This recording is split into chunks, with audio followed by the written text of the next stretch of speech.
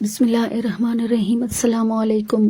آج ہم معروف روحانی اسکالر خواجہ شمس الدین عظیمی صاحب کی کتاب 101 اولیاء اللہ خواتین کے پارٹ نمبر 14 صفحہ نمبر 121 سے ریکارڈنگ کا آغاز کر رہے ہیں۔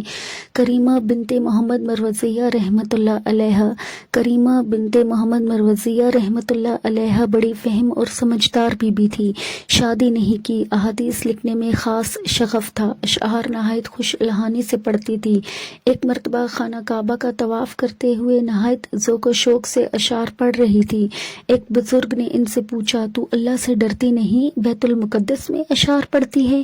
کریمہ بی بی رحمۃ اللہ علیہ نے کہا، اگر خوف الہی ہوتا تو میں اپنا وطن چھوڑ کر اس کے در پر نہ آتی۔ میں اللہ سے محبت کرتی ہوں، اللہ مجھ سے محبت کرتا ہے، مجھے اس کے عشق نے دیوانہ بنا رکھا ہے۔ پھر بزرگ سے کریمہ رحمۃ اللہ علیہ نے پوچھا، تم اللہ کے گھر کا طواف کرتے ہو یا اللہ کا طواف کرتے ہو؟ بزرگ نے کہا، میں تو بیت اللہ کا طواف کرتا ہوں۔ آپ نے فرمایا، پتھر کے مثل مخلوق پتھروں ہی کا طواف کرتی ہے۔ بزرگ نے پوچھا، کیا تو نے اللہ کو دیکھا ہے؟ بی بی کریمہ نے جواب دیا، ہاں میں نے اسے دیکھا ہے، میں اسے دیکھتی ہوں، میں اسی کو سجدے کرتی ہوں۔ حکمت و دانائی۔ دل کی حفاظت کرو، اللہ مخلوق سے محبت کرتا ہے، مخلوق کو اللہ سے محبت کرنی چاہیے۔ اللہ سے عشق کرنا مخلوق کی صفت ہے، خود شناس مرد یا عورت عشق کا امین بن جاتی ہے۔ ہاں میں اللہ کو دیکھتی ہوں اور میں اسی کو سجدے کرتی ہوں۔ اگر خوف الہی ہوتا تو میں اپنا وطن چھوڑ کر اللہ کے در پر نہیں آتی۔ بی بی رابعہ شامیہ رحمۃ اللہ علیہ۔ بی بی رابعہ شامیہ رحمۃ اللہ علیہ شیخ احمد بن الحواری رحمۃ اللہ علیہ کی بیوی اور بی بی حکمیہ رحمۃ اللہ علیہ کی شاگرد تھی۔ بی بی حکمیہ رحمۃ اللہ علیہ کی طرح ان کو بھی اولیاء اللہ خواتین میں شمار کیا جاتا ہے۔ ایک دن ان کے سامنے کھانے کا تشت رکھا گیا۔ انہوں نے خادمہ سے کہا کہ تشت کو میرے سامنے سے ہٹا دو، ایسا لگتا ہے کہ آج خلیفۃ المسلمین کا انتقال ہو گیا ہے۔ بعد میں پتہ چلا کہ اس ہی دن ہارون الرشید کا انتقال ہوا تھا۔ بی بی رابعہ شامیہ رحمۃ اللہ علیہ کو سچے خواب نظر آتے تھے، مخلوق خدا کی خدمت کرتی تھی۔ حکمت و دانائی۔ محبت صرف اللہ کے لیے مخصوص ہے۔ اللہ کی معرفت حاصل کرنے کے لیے پہلی منزل توبہ ہے۔ جھوٹ شخصیت کو تاریکی میں دفن کر دیتا ہے۔ غیبت انسان کے اچھے عمل کو دیمک کی طرح چاٹ جاتی ہے۔ حیا عورت کا زیور ہے۔ بیوی کے لیے ضروری ہے کہ شوہر کی دلداری کرے، شوہر کے لیے ضروری ہے کہ بیوی سے حسن ظن رکھے۔ محمد زینب رحمۃ اللہ علیہ۔ زینب رحمۃ اللہ علیہ محدثہ اور صوفیہ تھی، الحاجہ کے لقب سے مشہور تھی۔ خدمت خلق کا بہت شغف تھا، یتیموں اور مساکین کی دل جوئی کرنا محبوب مشغلہ تھا۔ فیاض تھی، بہت سے فلاحی ادارے قائم کیے، ان اداروں میں بہترین انتظام تھا۔ خواتین ان کے پاس مسائل لے کر آتی تھی، دم درود وظائف سے خواتین کو فیض پہنچاتی تھی۔ ایک دفعہ ایک عورت روتی ہوئی آپ کے پاس آئی، آپ نے رونے کا سبب پوچھا۔ اس نے کہا، میرا بچہ گم ہو گیا ہے۔ آپ نے فرمایا، صبر سے کام لو، بچہ آ جائے گا۔ کچھ عرصے بعد وہ پھر آئی اور کہا، بی بی بچہ ابھی تک نہیں ملا۔ آپ نے فرمایا، صبر کرو، اللہ کرم کرے گا۔ عورت نے روتے ہوئے کہا، آپ مجھ سے صبر نہیں ہوتا، میں مجبور ہو گئی ہوں۔ یہ سن کر آپ نے آنکھیں بند کر لی۔ تھوڑی دیر بعد فرمایا، گھر چلی جا، بچہ تیرا انتظار کر رہا ہے۔ عورت بھاگی بھاگی گھر پہنچی تو بیٹا ماں کو دیکھ کر اس سے لپٹ گیا۔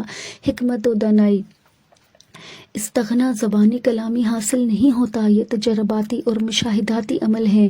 ہر انسان کے اندر اللہ بستا ہے۔ اللہ تعالیٰ کہتے ہیں، میں تمہارے اندر ہوں، تم مجھے دیکھتے کیوں نہیں؟ انسان ایک کمکمے کی طرح ہے، اللہ کا نور اس کی روشنی اور کرنٹ ہے۔ حضرت آمنہ رملیہ رحمۃ اللہ علیہ۔ حضرت آمنہ رملیہ رحمۃ اللہ علیہ بغداد کے ایک نواحی شہر رملہ میں پیدا ہوئی۔ بچپن ہی سے ذہین اور علم حاصل کرنے کی شوقین تھی۔ جب بڑی ہوئی تو والدہ کے ساتھ حج کے لیے مکہ معظمہ گئی، وہاں ایک بزرگ مسجد میں درس دیا کرتے تھے۔ حضرت آمنہ رحمۃ اللہ علیہ ان کی شاگرد ہو گئی اور ان سے قرآن اور احادیث کا علم حاصل کرتی رہی۔ بزرگ کے انتقال کے بعد حضرت آمنہ رملیہ مدینہ منورہ آ گئی۔ مدینہ میں امام مالک رحمۃ اللہ علیہ کی شاگرد بن گئی۔ ان سے تقریباً 100 احادیث مروی ہیں۔ تحصیل علم کے بعد مدینہ منورہ سے دوبارہ مکہ معظمہ آ گئی اور امام شافعی رحمۃ اللہ علیہ کی شاگرد ہو گئی۔ اس وقت ان کی عمر 36 سال تھی۔ جب امام شافعی رحمۃ اللہ علیہ مصر تشریف لے گئی تو آپ کوفہ چلی گئی۔ حضرت آمنہ نے ذوق و شوق سے وہاں کے علماء سے بھی کسب فیض کیا اور تمام علوم دینی میں ماہر ہو گئی۔ جب کوفہ سے وطن واپس آئی تو ان کے علم و فضل کا چرچا اور دور تک پھیل چکا تھا۔ انہوں نے علم پھیلانے کے لیے ایک مدرسہ قائم کیا جہاں علم کے متلاشی لوگ جوک در جوک آنے لگے۔ بڑے بڑے علماء حدیث درس میں شریک ہوتے تھے۔ بغداد میں ایک درویش کامل کی توجہ نے ان کی زندگی میں انقلاب برپا کر دیا۔ آپ نے اپنا مال و اسباب راہ خدا میں لٹا دیا اور درویشانہ زندگی اختیار کر لی۔ زیادہ وقت عبادت الہی اور گریہ وزاری میں مشغول رہتی۔ حضرت آمنہ رحمۃ اللہ علیہ نے پیدل چل کر 7 حج کیے۔ ان کے زہد و تقوی اور عبادت و ریاضت کی بنا پر لوگ ان کو خاصان خدا میں شمار کرتے تھے اور ان کا حد سے زیادہ احترام کرتے تھے۔ عظیم المرتبت ولی اللہ حضرت بشر حانی رحمۃ اللہ علیہ ان کی خدمت میں حاضر ہوا کرتے تھے۔ حضرت احمد بن حنبل رحمۃ اللہ علیہ بھی ان کی عظمت و جلالت کے معترف تھے۔ ایک دفعہ حضرت بشر حانی بیمار ہوئے تو حضرت آمنہ ان کی عیادت کے لیے تشریف لے گئی۔ امام احمد حنبل بھی وہاں موجود تھے۔ انہوں نے حضرت بشر حانی سے پوچھا، یہ خاتون کون ہیں؟ بشر حانی نے جواب دیا، یہ آمنہ رملیہ رحمۃ اللہ علیہ ہیں، مزاج پرسی کے لیے آئی ہیں۔ امام صاحب رحمۃ اللہ علیہ نے ان کی شہرت سن رکھی تھی، ان سے مل کر بہت خوش ہوئے اور حضرت بشر حانی سے فرمایا، ان سے کہیے کہ میرے لیے دعا کریں۔ حضرت بشر نے حضرت آمنہ سے عرض کیا، یہ احمد بن حنبل ہیں، آپ سے دعا کے خواستگار ہیں۔ حضرت آمنہ نے ہاتھ اٹھا کر نہایت خشوع و خضوع سے دعا مانگی، اے اللہ، احمد بن حنبل اور بشر دونوں جہنم کی آگ سے پناہ مانگتے ہیں، تو سب سے بڑا رحم کرنے والا ہے، ان کو اس آگ سے محفوظ رکھ۔ ایک دفعہ کسی رئیس نے 10,000 اشرفیاں آپ کی خدمت میں پیش کی، آپ نے انکار کر دیا۔ جب بہت اصرار کیا تو رکھ لی اور منادی کرا دی کہ جس کو روپے کی ضرورت ہو وہ مجھ سے لے جائے۔ چنانچہ حاجت مند لوگ آتے تھے اور بقدر ضرورت رقم لے جاتے تھے۔ شام تک تمام اشرفیاں ختم ہو گئی۔ حضرت بشر حانی فرماتے ہیں کہ آمنہ کا معمول تھا کہ پوری رات سے صبح تک عبادت الہی میں مصروف رہتی۔ ایک مرتبہ آپ نے حضرت بشر حانی سے فرمایا، اے بشر، میرا جسم سوتا ہے لیکن میرا دل بیدار رہتا ہے۔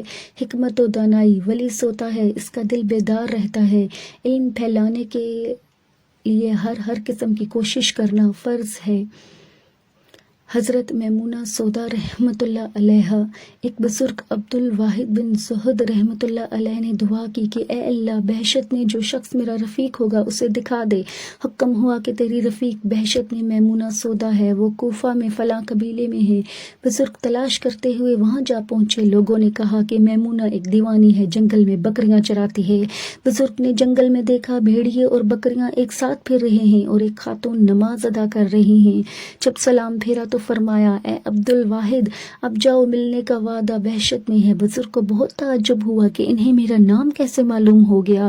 کہنے لگی، تم کو معلوم نہیں جن روحوں کو عالم بالا میں جان پہچان ہو چکی ہے، ان میں آپس میں الفت ہوتی ہے؟ بزرگ نے کہا کہ میں بھیڑیے اور بکریاں ساتھ دیکھ رہا ہوں، کیسی عجیب بات ہے۔ کہنے لگی، جاؤ اپنا کام کرو، میں نے اپنا معاملہ حق تعالیٰ سے درست کر لیا، اللہ تعالیٰ نے میری بکریوں کا معاملہ بھیڑیوں کے ساتھ درست کرا دیا۔ حکمت و دانائی، جن روحوں کی عالم بالا میں جان پہچان ہو چکی ہے وہ آپس میں الفت رکھتی ہیں۔ جب بندے کا اللہ سے معاملہ درست ہو جاتا ہے تو بھیڑیے اور بکریاں ساتھ رہتے ہیں۔ بی بی ام ہارون رحمۃ اللہ علیہ، بی بی ام ہارون کو رات کی تاریکی میں اپنے خالق و مالک کی عبادت کرنے میں خاص لطف حاصل ہوتا تھا۔ جب سپیدہ سحری نمودار ہوتا تو فرماتی، ہائے دوری ہو گئی، مطلب یہ کہ رات کی تاریکی میں اپنے خالق کی عبادت کرنے میں جو لطف حاصل ہوتا ہے وہ دن کے وقت نہیں ہوتا۔ آپ کے بال نہایت خوبصورت اور لمبے تھے، اس قدر چمکدار اور ملائم تھے کہ خواتین رشک کرتی تھی۔ کسی نے پوچھا، آپ کے بالوں کے حسن میں کیا راز مخفی ہے؟ فرمایا، اللہ مجھے پسند کرتا ہے، میری ہر چیز خوبصورت بن گئی ہے۔ مرد حضرات اور خواتین بڑی تعداد میں آپ سے فیض حاصل کرتے۔ جب خواتین اپنی روحانی کیفیات انہیں بتاتی تھی تو نہایت توجہ سے سنتی تھی اور ان کی رہنمائی فرماتی تھی۔ بہت بڑی تعداد میں مرد اور خواتین ان کے شاگرد تھے۔ حکمت و دانائی، رات کو عبادت میں جو لطف آتا ہے وہ دن میں نہیں آتا۔ اللہ جس کو پسند کرتا ہے وہ خوبصورتی کا پیکر بن جاتا ہے۔ حضرت حضرت میمونہ وائز رحمۃ اللہ علیہ۔ حضرت میمونہ رحمۃ اللہ علیہ نے ایک دن فرمایا، جو کپڑے رزق حلال سے بنائے گئے ہوں وہ پرانے نہیں ہوتے۔ جو کرتا میں نے پہنا ہوا ہے وہ میری والدہ کا ہے، 47 سال سے میں اس کو پہن رہی ہوں۔ جب میں یہ کرتا پہنتی ہوں تو میرا جسم لطیف ہو جاتا ہے۔ آپ کے بیٹے حضرت عبدالصمد رحمۃ اللہ علیہ سے روایت ہے کہ ہمارے گھر کی ایک دیوار بوسیدہ ہو گئی تھی۔ میں نے والدہ سے کہا کہ اس دیوار کو دوبارہ بنانا چاہیے۔ آپ نے ایک کاغذ پر کچھ لکھ کر پرچہ دیوار میں لگا دیا۔ 20 سال تک وہ دیوار قائم رہی۔ آپ کے وصال کے بعد مجھے خیال گزرا کہ دیکھوں کاغذ پر کیا لکھا تھا۔ جیسے ہی کاغذ دیوار سے اتارا، دیوار گر گئی۔ حکمت و دانائی، ہر عمل کی حقیقت کی طرف متوجہ ہونا ضروری ہے۔ مادے کا پرستار مادیت پر یقین رکھتا ہے اور خدا کا پرستار غیب پر یقین رکھتا ہے۔